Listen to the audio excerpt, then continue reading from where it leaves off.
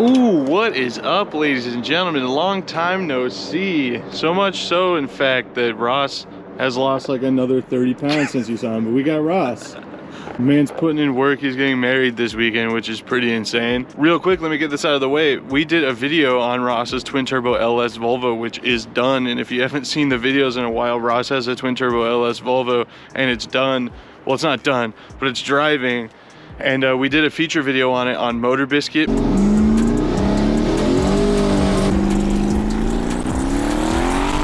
My name's Ross, and this is my 1983 Volvo 240. Motor Biscuit is a huge automotive website, and I'm now their social media manager. They brought me on to build their audiences on the social platforms, and hopefully we can catch up with the website, but it's gonna take some work because the website gets like 40 million page views a month. But anyway, it's Volvo Day.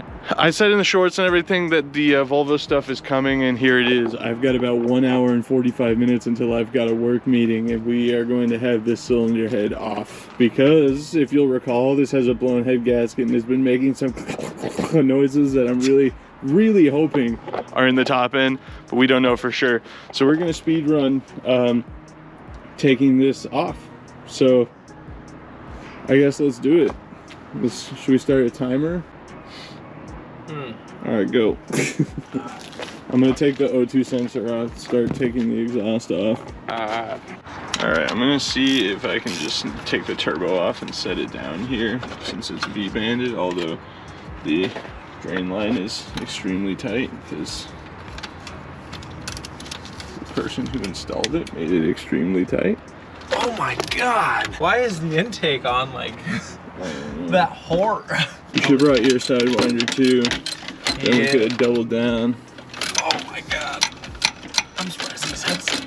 I'm probably gonna have to pop this V-band loose with a screwdriver and take the whole thing off too. Yeah, I'll get back to y'all. All right, things I've done with Ross before.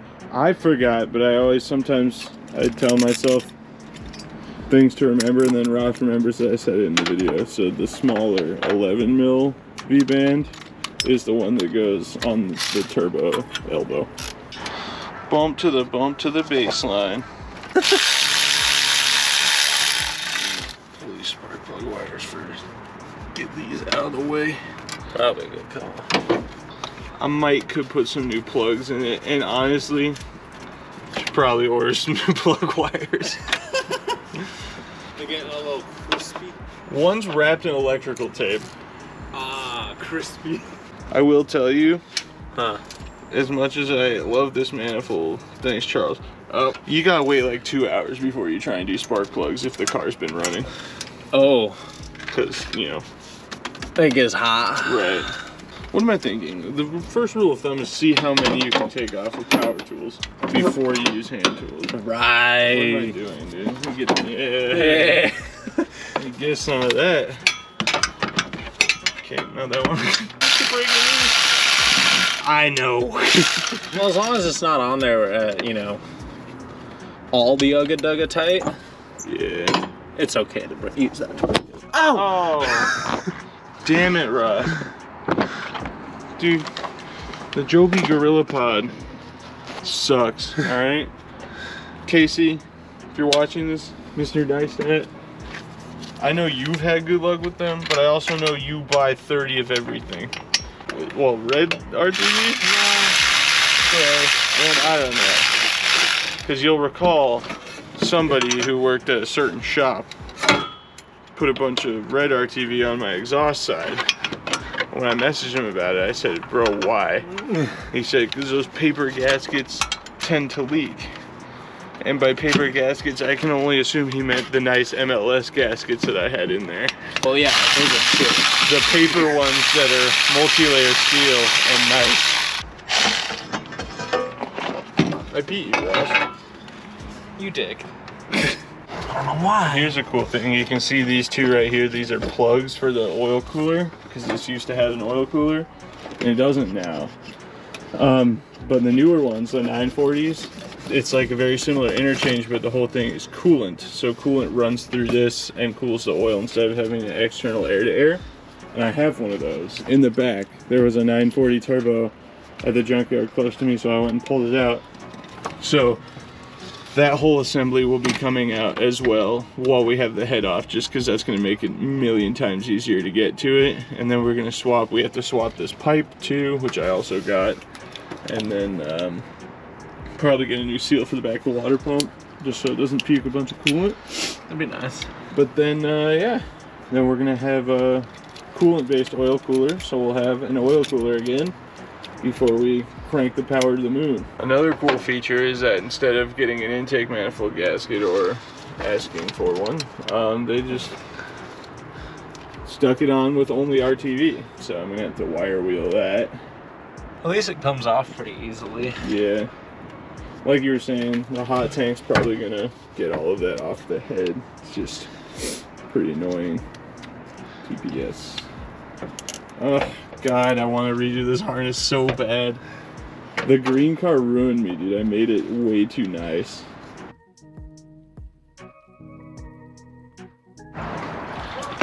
We tried to contain the coolant, but something got out. It do happen like that. Okay. We gotta take this guy off real quick so we can get the timing cover off, and then all we gotta do is break this head studs loose or this head bolts and yank it out. Man. In or inside out? I'm pretty sure it's outside in. Like boom, boom, boom, boom, boom, boom. To torque it? To take it off. I guess as long as you're in a pattern, yeah, it's not gonna hurt it. This is the scary part. Alright.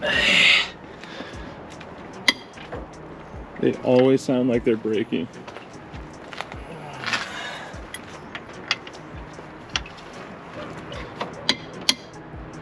These ones are actually not that bad.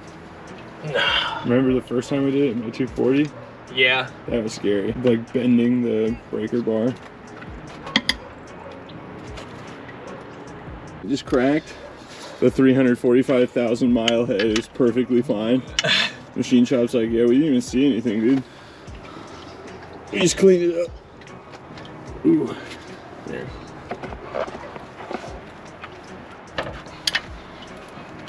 Ooh, there it is. Got the reach. It doesn't matter what order now. Yeah, I guess you're right.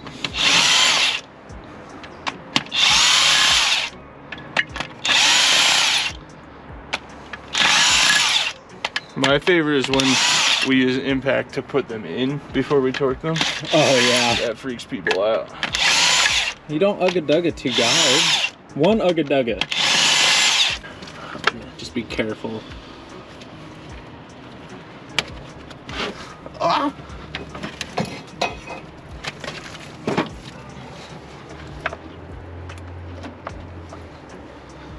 47 minutes. Oh, what did I say? 45 minutes. 48. I mean, really, we probably had a couple extra minutes there that we could have otherwise accounted for. Is this the driver's side? Yeah. Yeah, I want to say it was like right here. I mean, huh? Didn't see anything obvious. Cylinder walls look okay.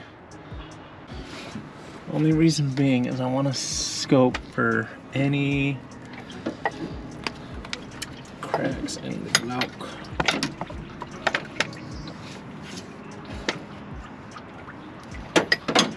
So close.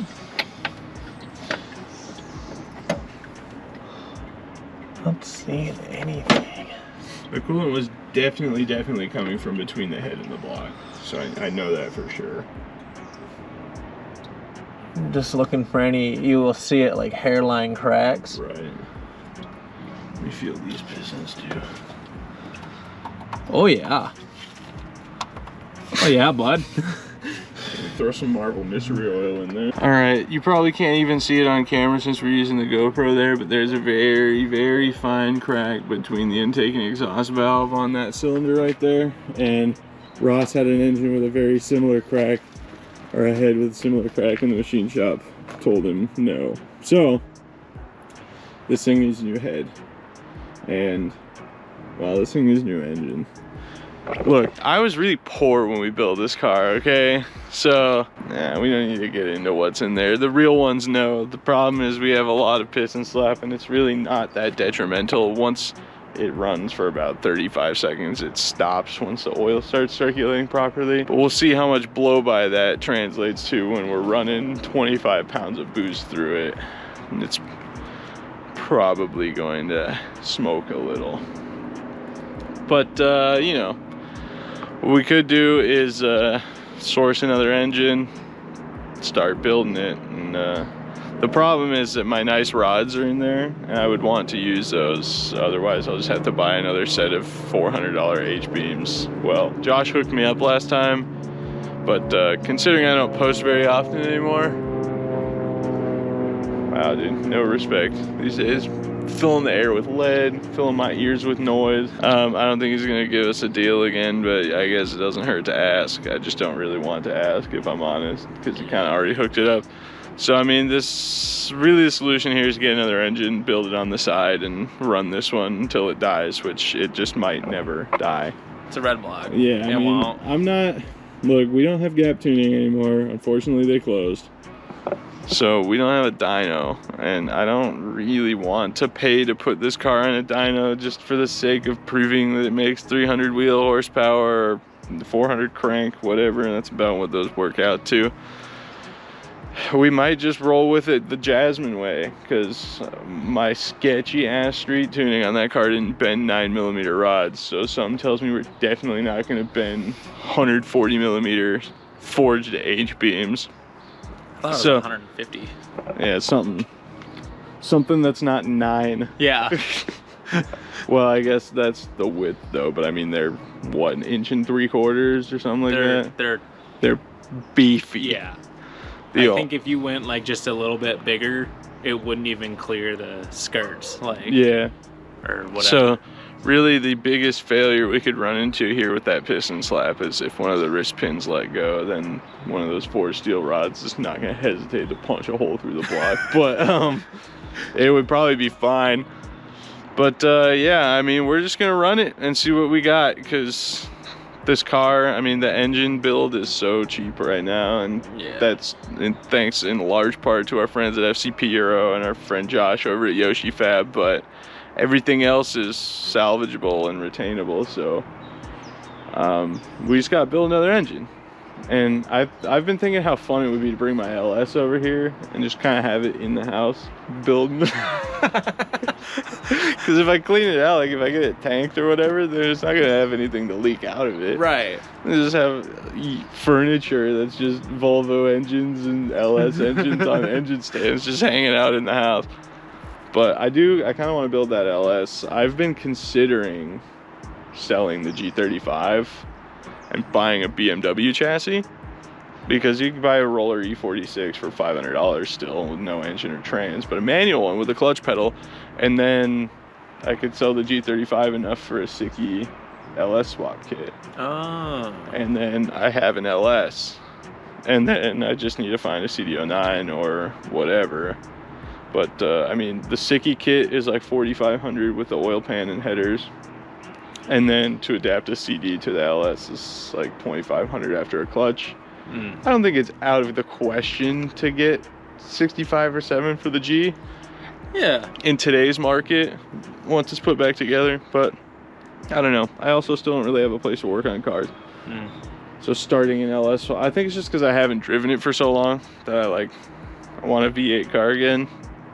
But I think if I drift it, I'm gonna love it again. Yeah, yeah. So I don't know, dude. Maybe I'll just save money and build what I really want to build. I want to build an S550 drift car. Not really supposed to have cameras in here, although some people get away with it. Named All Day Anthony. They yell at me every time, so I just have to pocket the old GoPro. But luckily, GoPro stabilization rips. So here we are. Update. It's been like 15 minutes max. It's a lot faster when you don't care about the other parts on the car. I mean, even though we're being very careful, of course. If you're reusing there's a special place in hell for people who get timing belts from junkyards. It's not a 17. It was on your car. 15? Let's try a 16. Nope. Yep, you're right. 15. Those Volvo alternators are built to take a beating, huh?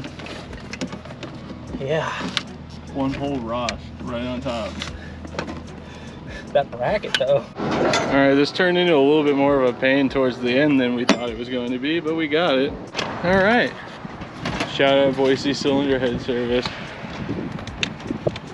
Yeah. Gotta pop the old camshaft out real quick. That one's not going back in though.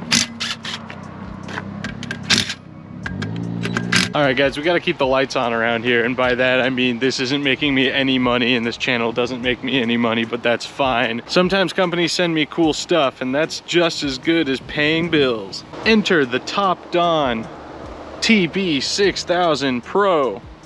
That's right, you read that right. And I know you've been itching to see this. Well, I'm gonna be optimistic and say that this cylinder head situation ain't gonna take too long, even though I'm gonna be gone for most of November. So if you're going to SEMA or the LA Auto Show, hit my Instagram DMs, come say hi.